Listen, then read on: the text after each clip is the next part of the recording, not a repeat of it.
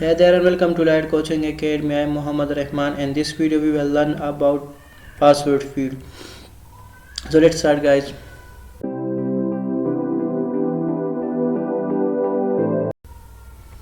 What is password field? Password field are used to input password in a form.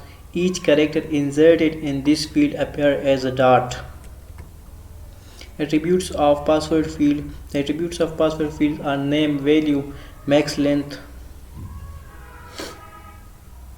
It specifies the name of input field. Value refers to the content of field. Max length specifies the maximum number of characters that can be entered in the text field. Let's see an example. This is the example of password field. The tag is input. Type must be password. Max length is set to 8. Name is set to password. We can change this max length and name, but the type should be password. Let's see the practical demonstration of this input. So I have already created this file name_password_field.html. Here we just have to write input and password.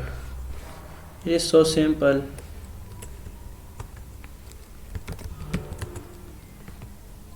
Here we can give the name of this field, so I give it password. Here we don't need id attribute. Save the file. Let's see the output of this field. This is password field. See, whenever I press a key, it's appear the characters in a form of dots. So this is password field. I think this is enough for this video.